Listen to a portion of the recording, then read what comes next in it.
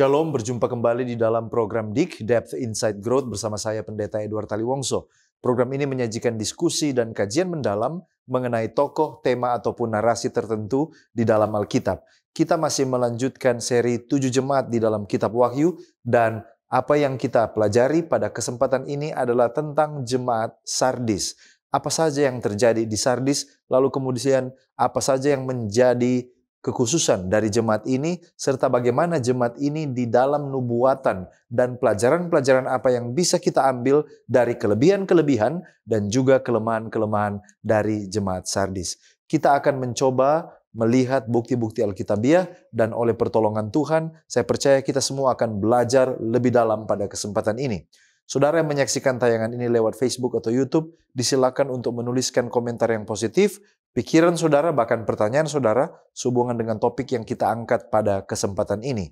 Dan untuk membahas pelajaran kita, kami telah mengundang seorang narasumber. Narasumber kita adalah hamba Tuhan, Pendeta Edi Ando Tangka, Magister Filsafat. Beliau telah menikah dengan Ibu Yohana Angelin Supit, dan keluarga hamba Tuhan ini diberkati dengan 3 orang anak, yaitu Anastasia, Shellen, dan juga Jaden. Beliau menamatkan pendidikan S1 pada tahun 2003 dari Universitas Kelabat dan pendidikan S2-nya pada tahun 2017 dari Universitas Advent Indonesia Bandung. Dan telah melayani sejak tahun 2004 sampai sekarang ini dan saat ini dipercayakan sebagai pendeta jemaat Pionir Tanah Wangko, Sarani Matani, dan Rano Tongkor. Kita percaya dengan pengalaman hamba Tuhan dan latar belakang pendidikannya akan sangat menolong saudara dan saya ketika kita akan mempelajari pelajaran yang sangat penting ini. Mari kita sapa narasumber kita. Apa kabar Pendeta Edi Tangka? Puji Tuhan, baik Pak Pendeta. Terima kasih Pendeta boleh meluangkan waktu, kesempatan untuk datang di studio Cornelius Media. Terima kasih Pendeta sudah bergabung bersama dengan kami. Dan sahabat-sahabat di rumah tetaplah bersama dengan kami karena setelah yang satu ini, kita akan kembali bersama dengan narasumber kita tetap di program DIK, Depth Insight Growth. Diskusi dan kajian mendalam mengenai tokoh, tema, atau cerita tertentu di dalam Alkitab. Memberikan motivasi dan bimbingan untuk menggunakan metode yang tepat dalam membaca Alkitab. Selalu saksikan program Depth Insight Growth setiap hari Jumat pukul 19 waktu Indonesia Tengah di YouTube channel Cornelius Media, Bridge to the Truth. Kembali lagi bersama dengan kami di dalam program DIK, Depth Insight Growth, di mana kita mempelajari Alkitab secara mendalam untuk memperluas wawasan dan mengharapkan terjadi pertumbuhan kerohanian. Bagi sahabat-sahabat yang baru bergabung, topik yang kita angkat pada kesempatan ini adalah 7 jemaat di dalam Kitab Wahyu, jemaat Sardis. Dan kita akan berdoa sebelum kita membuka lembaran Kitab Suci. Mari berdoa. Bapa Tuhan kami, Allah yang maha mengungkapkan kebenaran. Saat ini kami rindu untuk merenungkan dan mempelajari firman-Mu. Teristimewa tentang jemaat Sardis. Apa saja yang menjadi kekhususan mereka. Dan bagaimana kami boleh belajar dari kelebihan dan juga kelemahan mereka. Urapi hamba-Mu, Pendeta Edi Tangka, yang akan menjadi saluran berkat dalam diskusi ini. Di dalam nama Yesus Kristus kami sudah berdoa. Amin. Kami mengajak sahabat-sahabat di rumah untuk bergabung bersama dengan kami di dalam pembacaan Kitab Suci yang menjadi landasan dari diskusi kita, yaitu Wahyu pasal 3 ayatnya yang kelima. Wahyu pasal 3 ayatnya yang kelima mengatakan, barang siapa menang, ia akan dikenakan pakaian putih yang demikian, aku tidak akan menghapus namanya dari kitab kehidupan, melainkan aku akan mengaku namanya di hadapan Bapakku dan di hadapan para malaikatnya. Demikianlah landasan Kitab Suci dari diskusi kita pada kesempatan ini, dan langsung kita kepada narasumber kita, hamba Tuhan Pendeta Edi Tangka. Baik Pendeta, kita sementara mempelajari tentang jemaat Sardis. Nah mungkin latar belakang sedikit tentang geografis dan juga sejarah. Sebenarnya di mana letak dari kota Sardis kuno ini yang boleh Pendeta bagikan dengan kita semua? Terima kasih atas pertanyaannya Pak Pendeta. Sardis adalah kota besar yang penting dan terletak 30 km, 30 mil di sebelah selatan Tiatira. Kota ini memiliki sejarah yang indah. Sekitar 6 abad sebelum kitab Wahyu ditulis, Sardis telah menjadi salah satu kota terbesar di dunia kuno. Itu telah menjadi ibu kota kerajaan Lydia dan diperintah oleh Raja Croesus yang kaya. Pada periode Romawi, Sardis telah kalah prestise di dunia kuno. Sambil terus menikmati kemakmuran dan kekayaannya, di zaman Yohanes, kemuliaan dan kesombongannya berakar pada sejarah masa lalu dan bukan pada masa kini. Jadi kejayaannya oleh karena kebanggaannya adalah kejayaan masa lalu dan bukan masa kini. Baik, kota Sardis kuno ini secara politik, ekonomi, dan agama seberapa signifikan kira-kira di zaman Romawi kuno? Oh iya, Pak Pendeta. Kejayaan kota Sardis sudah dimulai sejak tahun 700 sebelum Masehi. Di mana kota ini menjadi kota perdagangan yang aktif dan sangat kaya. Dan adalah ibu kotanya kerajaan Lydia yang menguasai Yunani dan sekitarnya. Yang menarik adalah bahwa kota ini terletak di atas gunung yang terjal. Sardis adalah kota penyembah berhala dan memiliki kuil Yunani Helenistik Artemis di Akropolis. Dewa pelindung daripada kota ini adalah Dewi Cybele, yang kuilnya menampung pendeta Kasim. Menurut Robert Hammons, Dewi ini menyamakan dengan Dewa Artemis Yunani, yang diyakini memiliki kekuatan khusus untuk menghidupkan kembali orang mati. Menurut William Barclay, Sardis terletak di tengah-tengah dataran dari lembah sungai Hermus. Di bagian utara dari dataran ini menjulang punggung gunung Molus yang panjang. Dari punggung gunung ini, serangkaian bukit bermunculan seperti taji ayam. Masing-masing membentuk daratan tinggi yang sempit di atas salah satu taji-taji ini pada ketinggian 1.500 kaki. Dan berdirilah kota Sardis yang asli ini. Jelaslah posisi ini menjadikan Sardis sangat sulit untuk diserang, Pak Pendeta. Dan Pendeta tahu, sisi-sisi gunung Molus terjal dan licin. Dan satu-satunya daerah yang mungkin untuk dimasuki Sardis hanya ada di bagian pertemuan antara taji bukit dan punggung gunung. Bahkan daerah ini, Pak Pendeta, keras dan curam. Orang mengatakan bahwa Sardis berdiri bagaikan menara pengawas berukuran raksasa yang menjaga lembah Hermus. Dan raja yang terkenal dari Sardis adalah Raja Croesus yang sangat kaya raya. Dan juga kota Sardis ini adalah kota yang sangat kaya. Tidak puas dengan kekuasaannya, Raja Croesus lalu dia berpikir untuk menaklukkan kerajaan-kerajaan lainnya. Ia lalu berpikir untuk menyerang kerajaan Persia yang saat itu diperintah oleh Raja Cyrus atau Kores. Dan untuk menyerang Persia, ia harus menyeberangi sungai Halis. Raja Croesus pun menyerang Persia pada tahun 549 sebelum Masehi dan berkecamuklah perang besar antara dua kerajaan tersebut. Tahukah Pak Pendeta? Di luar dugaan, Croesus ternyata menghadapi pasukan Persia yang sangat kuat. Sehingga justru ia yang terdesak dan melarikan diri kembali ke Sardis. Tetapi tentara Persia yang marah terus mengikuti raja dan pasukan daripada Sardis ini dan mengejar pasukan Sardis dan mengepung kota Sardis. Tapi mereka tidak bisa berbuat apa-apa. Siapa yang tidak bisa berbuat apa-apa? Tentara Persia.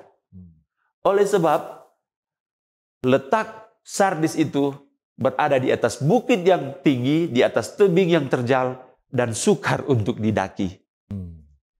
Kreusus juga menyadari hal ini, dan karena itu dia dengan sangat tenang dan santai ada di dalam kota Sardis.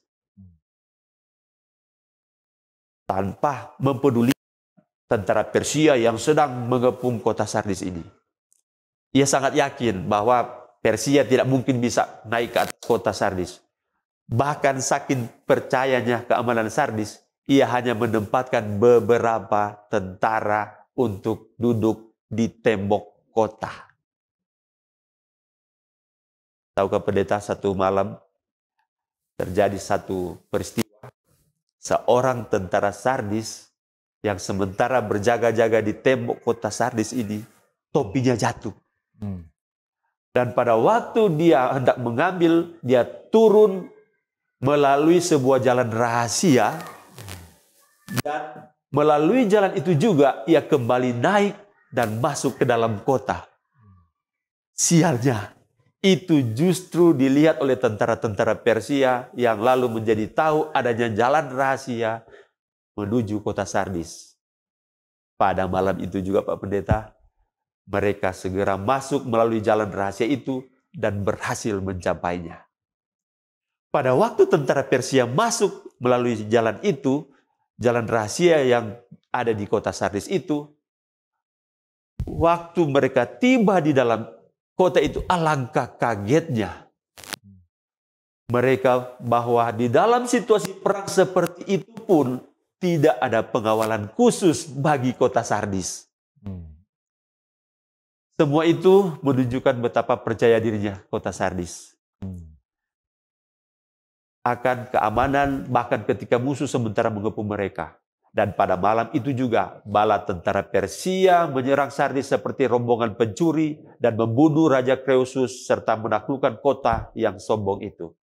Sardis pun jatuh ke tangan Persia pada tahun 549 sebelum Masehi. Ya. Kemudian ada juga kejadian kedua, di mana pada tahun 2018 sebelum Masehi, kota ini pula ditaklukkan oleh Antiochus dengan cara yang sama, Pak Pendeta. Jadi sejak itu kota itu mengalami kemerosotan dan kemunduran. Beberapa dekade setelah itu muncul sebuah kekuatan baru di dunia, yakni kerajaan Yunani di bawah pemerintahan Alexander Agung yang menaklukkan begitu banyak bangsa. Kerajaan Persia pun ditaklukkan oleh Alexander Agung dan kota Sardis termasuk di dalamnya. Oke, baik. Terima kasih Pendeta, luar biasa ini sedikit latar belakang sejarah bagi kita dan bagaimana Sardis ini oleh karena lokasinya tadi sudah ditekankan yang memang sulit bagi musuh untuk menyerang, menimbulkan kepercayaan diri yang terlalu besar dan akhirnya mereka lengah dan mereka dikalahkan. Baik Pendeta, pertanyaan selanjutnya yang mungkin sebagai latar belakang juga, bagaimana tentang kira-kira penyembahan atau agama yang populer di kota Sardis kuno? Agama di kota Sardis kuno itu adalah agama penyembah berhala. Ya. Dan pada abad pertama Masehi, pada masa itu ada komunitas Yahudi yang cukup besar tinggal di kota Sardis. Dan menurut Josephus, dia mengatakan ada sekitar 2.000 keluarga Yahudi dalam wilayah Asia Kecil, dan sebagian menetap di kota Sardis. Di samping kota-kota lainnya di wilayah Asia Kecil, orang-orang Yahudi di Sardis ternyata juga kaya raya, Pak Pendeta. Dan mereka mempunyai pengaruh yang cukup besar di Sardis. Dan karena itu juga kota Sardis ini mendirikan sebuah sinagog, orang-orang Yahudi mendirikan sinagog yang berukuran 80 kali 20 meter. Dan sayang sekali sinagog itu sudah tidak ada lagi, tinggal puing-puing yang masih tinggal hingga sekarang. Baik, terima kasih Pendeta. Apakah kira-kira ada fakta-fakta lain lagi yang menarik tentang kota Sardis di zaman Romawi kuno ini? Di kota ini ada pabrik kain dan pakaian dari bulu domba. Dan Yang lebih terkenal dari kota Sardis adalah emasnya. Karena sungai Pactolus yang mengalir melalui kota Sardis, ternyata Pak Pendeta tahu pasirnya mengandung emas yang berlimpah. Karena itu di Sardis juga terdapat sebuah industri pembuatan logam emas. Dan dari Sardis inilah diperkenalkan mata uang logam emas. Semua ini membuat Sardis menjadi kota yang maju dan mewah pada abad ke-7 atau sekitar tahun 700 sebelum Masehi. Kekayaan dan keamanan Sardis ini membuat Raja Croesus dan masyarakat Sardis begitu sombong. Namun ketika Solon, seorang bijaksana dari Yunani mengunjungi Sardis, Croesus menunjukkan semua kemewahan dan kejayaan Sardis kepadanya dan mengatakan bahwa tidak ada seorang pun yang bisa mengakhiri kejayaan Sardis. Sungguh kaya, bukan? Ya. Baik, Pendeta, baru bagaimana dengan lokasi modern? Terletak di manakah kira-kira kota Sardis kuno di zaman modern kita sekarang? Pak Pendeta. 7 jemaat yang dibicarakan di Wahyu 3 dan Wahyu 2 dan 3 ini adalah jemaat-jemaat yang berada di kota-kota provinsi di Asia Kecil, yakni di negara Turki sekarang ini. Sardis juga adalah salah satu dari kota di negara Turki modern saat ini. Ya. Dan sekarang kota itu bukan lagi bernama Sardis, tetapi bernama kota Sard di provinsi Manisa. Dan kota Sardis ini adalah kota yang terletak kira-kira 40 km atau 30 mil di sebelah selatan kota Tiatira. Baik. Terima kasih Pendeta. Kita sudah mendengarkan tadi beberapa informasi sejarah, geografis, baik juga kondisi ekonomi, politik ya dari kota Sardis kuno. Nah sekarang kita masuk kepada jemaat Sardis ini di dalam nubuatan. Nah kira-kira jemaat Sardis ini melambangkan gereja pada zaman apa? Lalu kemudian periode waktunya di dalam nubuatan itu adalah tahun berapa kira-kira? Terima kasih pertanyaannya Pak Pendeta. Di dalam nubuatan arti nama dulu daripada Sardis yaitu Song of Joy atau nyanyian kesukaan, nyanyian kesenangan atau yang masih tinggal atau sesuatu yang baru. Dan jemaat Sardis ini melukiskan zaman reformasi kekristenan yang terjadi pada abad 17 dan abad 18 Pendeta. Ya. Dan dalam nubuatan periode Sardis ini berada di periode kurang lebih tahun 1565 hingga tahun 1750 Masehi. Ya. Jadi ini adalah satu gereja yang berada pada periode reformasi ya. Reformasi yang coba dilakukan di dalam kekristenan itu sendiri. Baik, terima kasih Pendeta. Terima kasih puji Tuhan untuk jawaban yang telah kita dengarkan dan kita tentu masih terus bersemangat untuk menggali lebih dalam tentang jemaat Sardis. Namun Pendeta, sebelum kita lanjut, kita akan mendengarkan pesan-pesan rohani berikut ini. Tetaplah bersama dengan kami.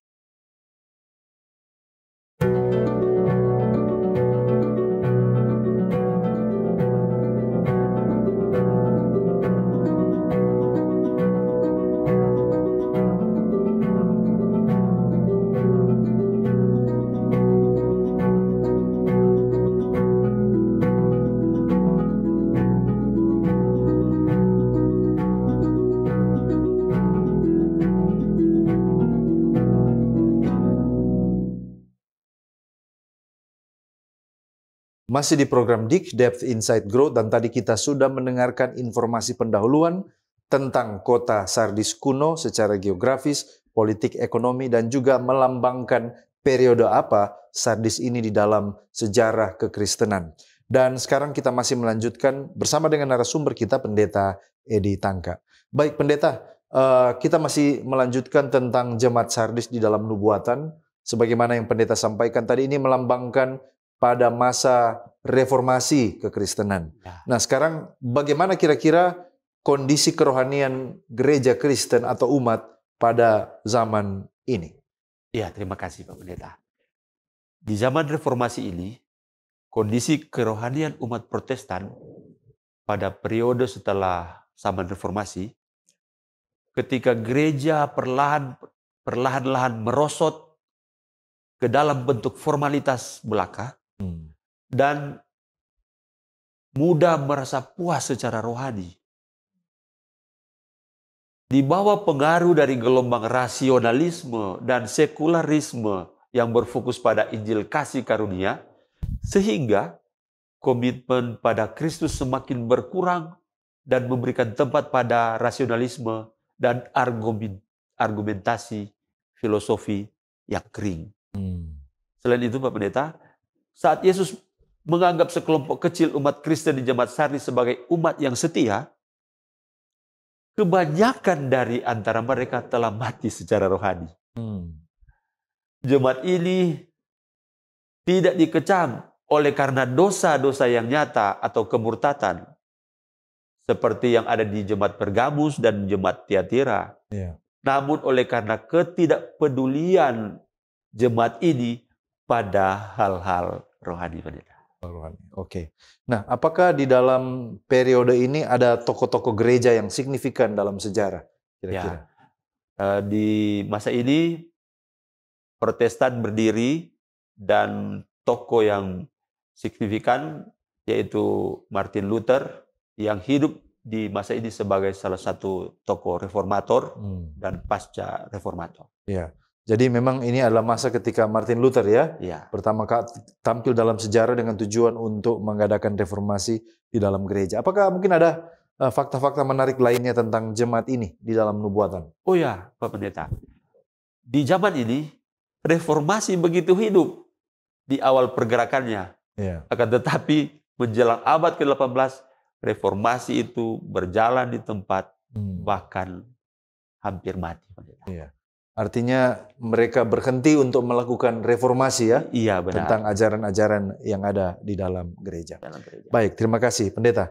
Bagian selanjutnya kita mencoba melihat Yesus berhubungan dengan jemaat Sardis. Bagaimana Yesus memperkenalkan dirinya kepada jemaat ini? Sebagai apa kira-kira? Kita masuk pada kitab Wahyu pasal 1. Dia mengatakan demikian. Dan tuliskanlah kepada malaikat jemaat di Sardis. Inilah firman Dia yang memiliki 7 roh Allah dan ke-7 bintang itu. Di sini sesungguhnya Yesus memperkenalkan dirinya sebagai yang memiliki ke-7 roh Allah dan ke-7 bintang. Yang melukiskan Kristus yang telah dipermuliakan. Seperti dalam pesan lain ke gereja-gereja, deskripsi ini diambil dari gambar komposit memuliakan Kristus dan sesuai dengan situasi khusus gereja. Orang-orang Sardis adalah gereja yang sekarat secara rohani, Pendeta. Yesus datang kepada mereka dengan kepenuhan roh kebangkitannya. Hanya Roh Kudus yang bisa merevitalisasi gereja yang sekarat. Seperti kitab Roma 8 ayat 11 berkata, dan jika roh Dia yang telah membangkitkan Yesus dari antara orang mati diam di dalam kamu, maka Ia yang telah membangkitkan Kristus Yesus di antara orang mati akan menghidupkan juga tubuhmu yang fana itu oleh rohnya yang diam di dalam kamu. Dan 7 bintang melambangkan malaikat dari gereja-gereja. Siapa mereka? Yaitu para pemimpin. Baik, terima kasih Pendeta. Nah sekarang kita masuk, tentu ada pujian dan juga ada kesalahan yang ditegur oleh Yesus dari jemaat Sardis. Nah kira-kira apa saja pujian Yesus dan juga apa saja kesalahan yang ditegur dari jemaat Sardis? Ya benar Pendeta. Di sini ada pujian yang diberikan oleh Yesus kepada jemaat Sardis terdapat dalam kitab Wahyu pasal 3 ayat 4 yang mengatakan demikian. Tetapi di Sardis ada beberapa orang yang tidak mencemarkan pakaiannya. Mereka akan berjalan dengan aku dalam pakaian putih, karena mereka adalah layak untuk itu. Nah, ini melambangkan adanya anggota-anggota jemaat Sardis yang tidak jatuh melalui pencemaran moralnya. Mereka memiliki kesucian atau kemurnian moral sesudah mereka menerima kebenaran Kristus dan penyucian jubah mereka dalam darah anak domba. Dalam Wahyu 7:14 berkata, maka kataku kepadanya, Tuanku, Tuhan mengetahuinya. Lalu ia berkata kepadaku, mereka ini adalah orang-orang yang keluar dari kesusahan yang besar dan mereka telah mencuci jubah mereka dan membuatnya putih di dalam darah anak domba. Itulah pujian Yesus kepada jemaat Sardis. Bagaimana dengan kesalahan yang ditegur? Oh iya, di sini meskipun Yesus memberikan pujian kepada jemaat Sardis, perlu diingat bahwa jemaat Sardis ditegur oleh Yesus yang terdapat dalam Wahyu 3 ayat 1 yang berbunyi demikian. Aku tahu segala pekerjaanmu. Engkau dikatakan hidup, padahal engkau mati. Nah, frase engkau dikatakan hidup melukiskan kemunafikan sidang Sardis atau reformasi yang ada waktu itu.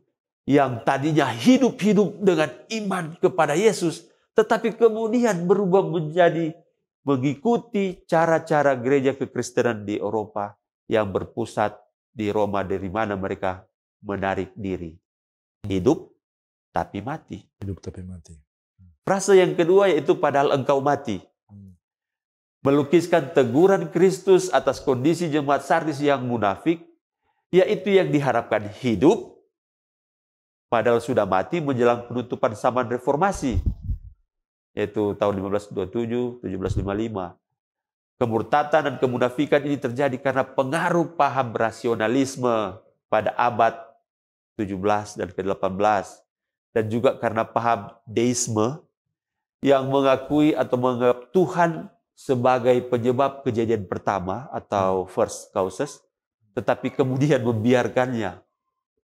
Seseorang dapat melihat pesan kepada gereja di Sardis sebagai cerminan kondisi gereja kekristenan ke-16 dan ke-17 berabad-abad dinamai oleh beberapa orang sebagai periode skolastik Protestan. Selama periode ini, generasi reformator yang bersemangat yang membangunkan gereja meninggal. Penerus mereka menjadi semakin terlibat dalam semangat polemik dan kontroversi doktrinal. Secara bertahap merosot menjadi tak bernyawa formalisme dan kelusuhan spiritual. Menjelang akhir periode ini, di bawah dampak dari gelombang pasang rasionalisme filosofis dan sekularisme yang sakit, kasih karunia Injil yang menyelamatkan dan komitmen kepada Kristus berkurang, memberi tempat kepada rasionalisme dan argumen teologis. Dan pada gereja periode ini, meskipun tampak hidup, kenyataannya tidak bernyawa secara rohani. Baik, terima kasih pendeta. Nah, kira-kira apa nasihat Yesus sehubungan dengan kesalahan tadi? Kelihatan hidup padahal mati. Apa nasihat Yesus sehubungan dengan kesalahan gereja ini? Lalu kemudian kalau mereka mengikuti nasihat itu, apa janji upah bagi mereka? Oh ya, terima kasih pendeta. Wahyu 3 ayat 2 berkata, bangunlah dan kuatkanlah apa yang masih tinggal sudah hampir mati, sebab tidak satupun dari pekerjaanmu aku dapati sempurna di hadapan Allahku. Ayat 3 mengatakan, karena itu ingatlah bagaimana engkau telah menerima dan mendengarnya. Turutilah itu dan bertobatlah. Frase bangunlah dan kuatkanlah ini melukiskan pelaksanaan tugas orang-orang Kristen dengan kewaspadaan. Kemudian frase yang masih tinggal itu juga melukiskan kehidupan Protestantisme yang hampir mati tetapi ajarannya masih belum punah. Iman yang benar masih ada tinggal di dalam gereja yang murni. Ajaran Protestan masih tetap bertahan walaupun tidak sekuat seperti di awal munculnya reformasi. Frase selanjutnya dari ayat Wahyu ini, tidak satupun dari pekerjaanmu didapati sempurna, melukiskan semangat Protestantisme yang pada permulaannya tampak sempurna, tapi kemudian pudar dan kesalehannya pun luntur. Selanjutnya, karena itu ingatlah. Nah, frase ini dalam keharusan saat ini menunjukkan sikap dan tindakan yang berkelanjutan dan berkelanjutan. Jadi catatan Wahyu 2 ayat 5. Selanjutnya yang harus dibuat adalah bertobatlah. Keharusan auris atau menyatakan sesuatu hal yang pernah terjadi atau pernah dilakukan, menyarankan pertobatan yang menentukan untuk dilakukan. Kehidupan yang kita jalani adalah untuk menjadi salah satu dari pertobatan dan kerendahan hati yang berkelanjutan. Jemaat Sardis perlu bertobat terus-menerus agar kita selalu menang. Ketika kita memiliki kerendahan hati yang sejati, kita memiliki kemenangan. Musuh tidak pernah bisa melepaskan dari tangan Kristus yang hanya percaya pada janji-janjinya. Jika jiwa percaya dan bekerja dengan patuh, pikiran rentang terhadap kesan ilahi dan cahaya Tuhan bersinar menerangi pemahaman. Dan hak istimewa apa yang kita miliki dalam Kristus Yesus? Rasa pertobatan yang sejati di hadapan Tuhan tidak menahan kita dalam perbudakan, menyebabkan kita merasa seperti orang-orang dalam prosesi pemakaman. Jadi kita harus ceria, bukan sedih.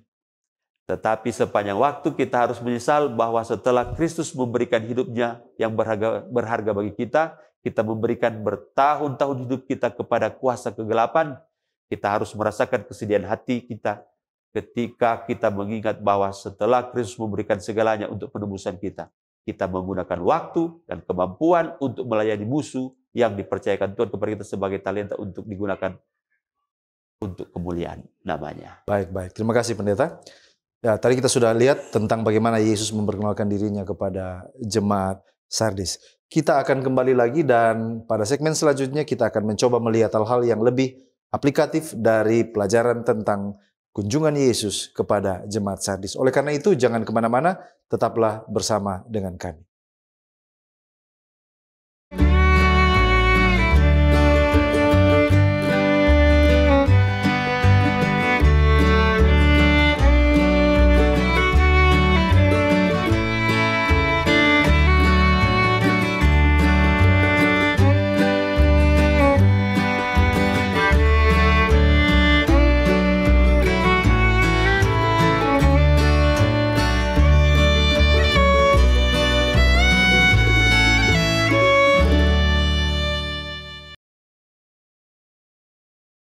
Masih di dalam program DIK, Depth Insight Growth, dan kita sekarang sudah tiba kepada pertanyaan-pertanyaan yang sifatnya lebih aplikatif.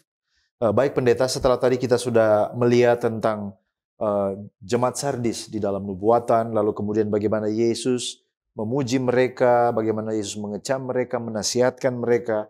Sekarang kira-kira pelajaran-pelajaran yang bisa kita ambil dari jemaat Sardis. Dalam cara apa gereja kita di zaman modern ini dapat meniru kelebihan-kelebihan dari jemaat Sardis? Ya, seperti orang-orang Kristen di Efesus, orang-orang Sardis didesak pertama-tama untuk mengingat, terus-menerus untuk mengingat apa yang mereka telah terima dan apa yang telah mereka dengar. Untuk memperbaiki kondisi mereka harus terus mengingat dan tidak pernah membiarkan diri mereka melupakan kasih mereka yang semula kepada Kristus dan kasih mereka yang pertama. Namun, mengingat saja tidaklah cukup. Karena mengingat berarti lebih dari sekedar mengingat masa lalu. Mengingat berarti menjaga masa lalu kembali dan menerapkannya pada saat ini. Dan orang Sardis perlu mengindahkan apa yang telah mereka terima dan dengar dan mempraktekannya. Sardis direbut 2 kali dan dihancurkan oleh musuh-musuhnya. Kristus menggunakan peristiwa-peristiwa masa lalu ini untuk memperingatkan gereja. Orang-orang Kristen di Sardis perlu belajar sejarah kota di mana mereka hidup. Mereka harus menyadari keseriusan situasi mereka dan bangun dari kondisi mereka yang tak bernyawa dan berjaga-jaga. Untuk memasukkannya ke dalam kata-kata Paulus, dalam Efesus 5 ayat 14, itulah sebabnya dikatakan, bangunlah, hai kamu yang tidur, dan bangkitlah dari antara orang mati, dan Kristus akan bercahaya atas kamu. Jika tidak, kematian tanpa harapan kebangkitan akan mengikuti. Baik.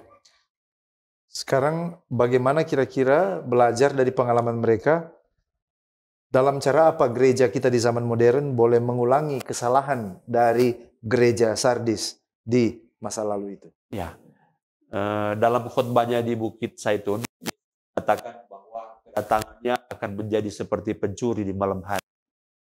Itu terdapat dalam Matius 24 ayat 42 sampai 44 ataupun dalam Markus 13 ayat 35 sampai 37. Dia lebih lanjut menunjukkan bahwa kondisi lesu tertidur akan mencirikan sebagian besar dari mereka yang menantikan kedatangan Kristus. Ini menyarankan bahwa dalam memperingatkan gereja di Sardis bahwa Yesus mengacu pada kedatangan kedua. Dalam kondisi lesu mereka, orang-orang Sardis gagal berjaga-jaga dan untuk menjaga mata mereka tertuju kepada Kristus dan kedatangannya kembali. Di sini mereka diberi yang baru, yaitu kesempatan. Jika mereka tidak berjaga-jaga, kedatangan Tuhan akan mengejutkan mereka. Baik. Langkah-langkah apa yang harus kita lakukan supaya kita bisa meniru kelebihan-kelebihan dari jemaat Sardis? Ya, sebagaimana yang Yesus sudah sebutkan, selanjutnya dia memanggil orang Sardis, begitu pula dengan kita saat ini, dinasihati, bertobatlah. Seperti anak yang hilang dalam perumpamaan Yesus, yaitu dalam Lukas 15 ayat 17-19, orang-orang Kristen di Sardis harus mengingat status masa lalu mereka dan membuat perubahan haluan yang menentukan dari kondisi lesu mereka saat ini. Jadi, seperti yang dinyatakan oleh Barclay, dalam kehidupan Kristen harus ada saat yang menentukan ketika seorang pria memutuskan untuk selesai dengan cara yang lama dan memulai dengan cara yang baru. Baik, terima kasih Pendeta. Kita sudah tiba hampir di penghujung daripada diskusi kita. Dan kalau mungkin ada kutipan atau amaran dari tulisan yang diinspirasikan sehubungan dengan apa yang kita diskusikan dari Jemaat Sardis ini yang mungkin Pendeta boleh sampaikan kepada kita. Dalam manuskrip 92 tahun 1905, Pena Inspirasi menuliskan, saat kita melihat jiwa keluar dari Kristus, kita harus menempatkan diri kita pada tempatnya. Dan atas nama mereka merasakan pertobatan di hadapan Tuhan. Beristirahat tidak sampai mereka pada pertobatan. Jika kita melakukan segala yang kita bisa untuk mereka, namun mereka tidak bertobat, dosa ada di depan pintu mereka. Tetapi kita masih merasakan duka cita karena kondisi mereka, menunjukkan kepada mereka bagaimana bertobat dan berusaha memimpin mereka selangkah demi selangkah kepada Yesus Kristus. Kutipan yang kedua, Pak Pendeta, dari Review and Herald, tanggal 20 Agustus 1903, mengatakan demikian, kepada gereja saat ini, pesan ini dikirim. Saya menyerukan kepada anggota gereja kita untuk membaca keseluruhan dari Wahyu pasal ketiga. Dan untuk menerapkannya, pesan untuk gereja Laodikia berlaku khusus untuk umat Allah saat ini. Ini adalah pesan untuk orang-orang yang mengaku Kristen yang telah menjadi seperti dunia, sehingga tidak ada perbedaan yang dapat dilihat. Demikian, Pendeta. Baik, terima kasih Pendeta sudah membawakan atau menuntun dalam diskusi kita.